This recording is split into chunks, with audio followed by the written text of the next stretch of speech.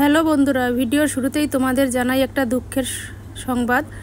আমার পিসে শ্বশুর মারা গিয়েছে, সেই খবর পেয়েছি এইমাত্রই। তাই আমি এই যে যাচ্ছি, ভয়তে আমার গা কাঁপছে। দেখো, আমি ফোনটাও ঠিকমতো ধরতে পারছি না। একেতে টোটোতে বসেছি, প্রচণ্ড ঝাঁকি হচ্ছে, তার সাথে সাথে মানে ভীষণ কষ্ট হচ্ছে মনের মধ্যে।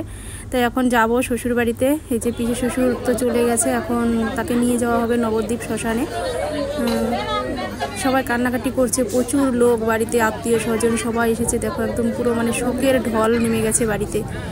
ভীষণই কষ্ট হচ্ছে। আমি কিছুদিন আগে দেখতে গিয়েছিলাম, দেখে এসেছি, তাকে ফল খাইয়ে এসেছি, কিন্তু হঠাৎ করে যেভাবে চলে যাবে এটা ভাবতেও পারিনি। আর এই যে আমার পিসের শাশুড়ি, পিসিমা, যে তার শেষ কাজ করছে, যেটা নিয়ম। আর পিসি তো মানে বলার ভাষা নেই এখন, কি বলবো।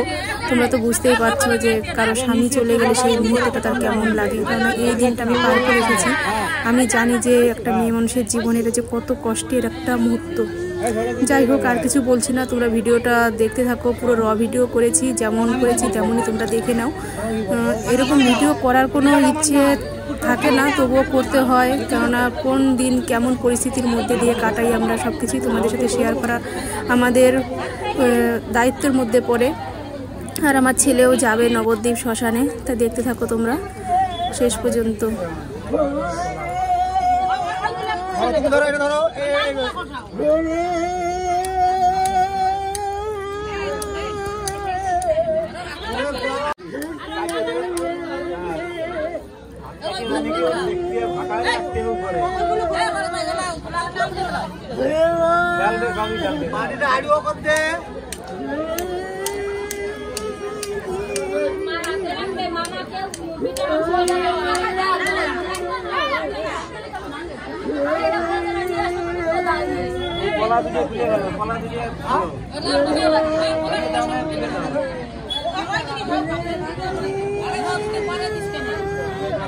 দরকার নেই।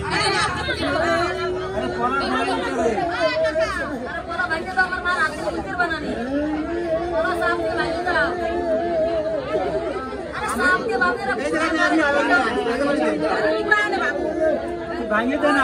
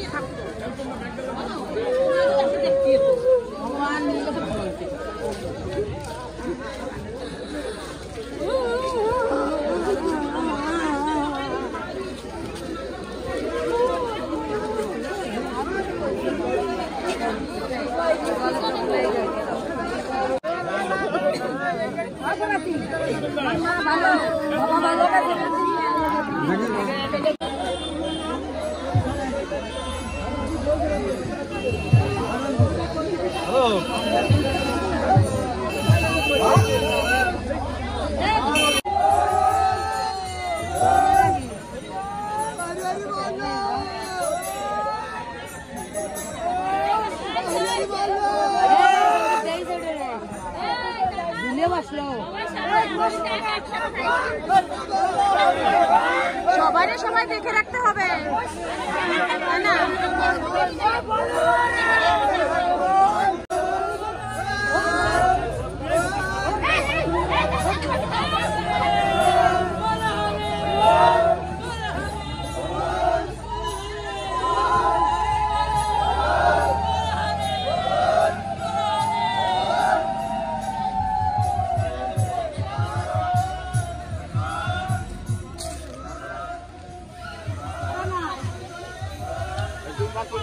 ওই ধারে চল, পাশ দে, চলে যা, পাশ দে, ধান চালাতে পারে, ধান আছে কোনো তার অভাব নাই। এই যে নাতি বউ দুটিয়ে পাইছিস না, লক্ষ্মী ছাড়া নাতি বউ তোর কথা কয়। পিসি শাশুড়ির বাড়ি থেকে চলে এসেছি, ওরা তো সবাই গেছে, আমার ছেলেও গেছে সাথে, কেননা নিজের দাদু যেহেতু যেতেই হয়। আরও তো সবাই গেছে, মানে আত্মীয় স্বজন কেউ বাকি নেই যেতে। মেয়ে মানুষও অনেক গিয়েছে, আর ওরা তো 3 বোন, মানে আমার ননদরা 3 বোন গিয়েছে, 2 জন, একটা ভাসুর দেওর, তাদের ছেলেরা, ভাগ্নিরা, মানে প্রচুর মানুষ আর আত্মীয় স্বজন প্রতিবেশী। 2টো গাড়ি ভরে একদম পুরো লোড মানুষ গিয়েছে। যাই হোক, ওখান থেকে এসেছি, এসে যে স্নান করলাম, স্নান করে টুরে তারপরে এখন একটুখানি মানে রান্না তো সকালবেলা করে যায়নি, সকালবেলা পান্তা ভাত ছিল, সেগুলোই আলু আর গাজর ভাজা করেছিলাম, সেগুলো দিয়েই খাওয়া দাওয়া হয়েছে। আর ছেলেকে বলেছিলাম খাওয়ার কথা, ও খায়নি, ও না খেয়েই বেরিয়ে গেছিলো। ও আগে গিয়েছিল, সাইকেলে করে ও আগে চলে গিয়েছিল, আমি একটু বাড়ির কাজকর্ম সেরে তারপরে আমি পরে বেরিয়েছি। তা স্নান করলাম আর এসে দেখছি বাবা পুজো দিয়েছে, পুজো দিয়ে বাবা দোকানে গেছে, এসে দেখছি যে বাবা খাচ্ছে, মানে যেই ভাত ছিল জল দেওয়া সেই ভাতই খাচ্ছে। আর আমি তো সকালবেলা খেয়ে গিয়েছিলাম। আর শ্বশুরবাড়িতে ঢুকেছিলাম, শাশুড়ি মা সিদ্ধ ভাত রান্না করেছিল, ওখান থেকে সিদ্ধ ভাত খেয়েছি। আমার ননদ এসেছিলো, ভাগ্নে এসেছে, ওদের জন্য তো রান্না করতেই হবে, তাই ওরাও চলে যাবে। তো এই যে পুজো টুজো তো বাবার দেওয়া হয়ে গেছে। এখন দেখি সকালবেলা মাছ এনেছিল, ট্যাংরা মাছ, সেই মাছটা এখন কাটবো, কেটে তারপরে রান্না করব। সব কিছু গুছিয়ে নিয়ে রান্না করতে চলে আসলাম। মাছ কেটে নিয়ে এসেছি, সবজি কেটে নিলাম, রান্না করব। অল্প কটাই ভাত রান্না করছি, মানে একটা বাটিতে করে বসিয়েছি। এই যে চায়ের বাটিতে করে ভাত বসিয়েছি, এটা অবশ্য চা করা হয় না, বড় বাটি, এই জন্য এটাকে মানে চায়ের বাটি বলেই চায়ের বাটি বললাম। আর এদিকে যে মাছ কেটে নিয়ে এসেছি, ট্যাংরা মাছ, আরও কিছু মাছ রয়েছে, সেগুলো আমি ফ্রিজে রেখে দিলাম, কেননা 2 জনের জন্য তো রান্না করব, আর বেশি মাছ রান্না করলে সেগুলো নষ্ট হবে, তাই 2 জনের জন্য যতটা পরিমাণ লাগবে সেরকম আমি রেখে আর বাকিটা ফ্রিজে ঢুকিয়ে দিয়েছি। এখানে পেঁয়াজ আর লঙ্কা কেটে নিয়েছি, আর এখানে আলু আর টমেটো কেটে নিয়েছি, এখানে উচ্ছে কেটেছি। এই দিয়েই একটা তরকারি রান্না করব ছোট করে। এদিকে তো তেল এই যে গরম হয়ে গেছে কড়াইতে, তাই চলো মাছগুলো ভেজে নিই। আর ছেলের কাছে ফোন করেছিলাম, বলছে যে মা দাদুকে এইমাত্র চুল্লিতে তুললো, মানে 5:30টার সময় চুল্লিতে তুলেছে, অন্তত পক্ষে 1.5 ঘন্টা না 2 ঘন্টা যেন লাগে একটা মানুষ দাহন হতে, যতটা টাইম লাগবে। তারপরে ওরা স্নান করতে গিয়েছে, এখন স্নান করে উঠবে, মানে দাদা যেসব নিয়ম কাজকর্ম রয়েছে সেগুলো করবে, তারপরে বেরোবে। এখন কটা বাজবে কি জানি আসতে। আমাদের এই বাড়িতে তো আসবে না, আমি ফোন করেছিলাম, বললো যে মা আমি ওই বাড়িতেই রাত্রে থেকে যাব, কারণ অনেকটা রাত হয়ে যাবে, আর সবাই একসাথেই যেহেতু যাবে, আর এখানে নামবে না, কোন দিক দিয়ে ঢুকবে কি জানি।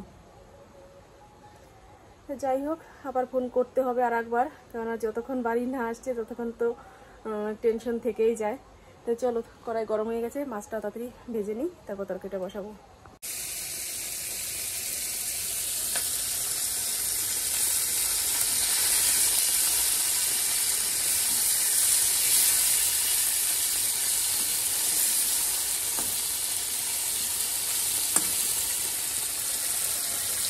রান্না হয়ে গেছে, এই যে তরকারি নামিয়ে নিয়েছি, এরকম হয়েছে তরকারিটা, অল্প করেই করেছি, কারণ প্রতিদিনই তরকারি নষ্ট হচ্ছে প্রচুর।